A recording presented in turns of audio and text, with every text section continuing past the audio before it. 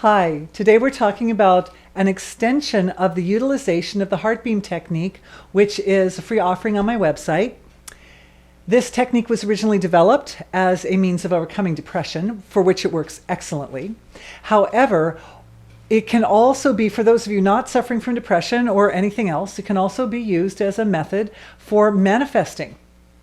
So the Heartbeam Technique is basically taking an approach, the process of manifesting, which is like an exercise.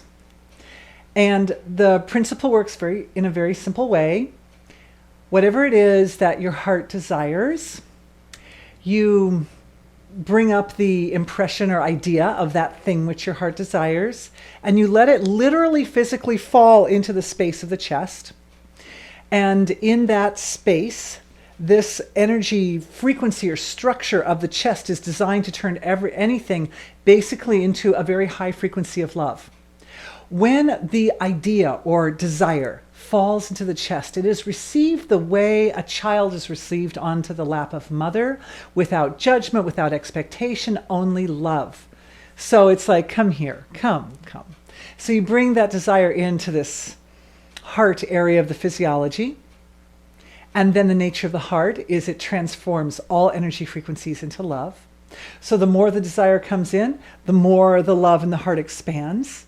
And as the love in the heart expands, there comes a point where the physiology feels like it's almost bursting with that intense radiance of sweetness and very high frequency energy of love. And at that point, the love in its purity is beamed back into the creation. When the love goes out into creation, this is the point in the process where one is letting go. So at that point, the idea or desire which has been cognized by the conscious mind has been released into the field of one's own divinity. If we understand that the environment or the space into which that love is released is none other than one's highest, most divine, expanded, universal, eternal self. So as a desire expands from a frequency of sweetness and love and devotion in the heart out to the environment, then the big self picks it up, the divine self picks it up, tweaks it ever so slightly, so that all the pieces of the puzzle will neatly fall into place to manifest the desire. And then the desire comes back through the environment, through one's own universe, through one's reality, in the form of sequential unfoldment of steps to fulfill that desire.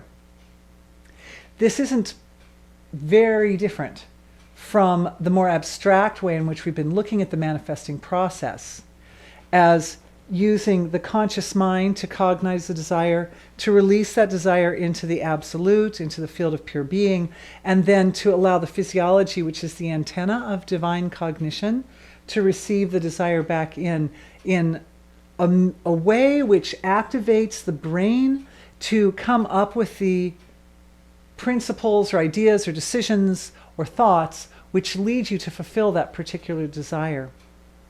And as the desire is being fulfilled, one is constantly self-referring and self-monitoring to make sure that it's coming through, that it's manifesting in a way which is appropriate and comfortable and supportive for everyone.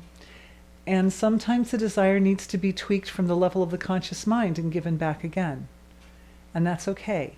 It's a process.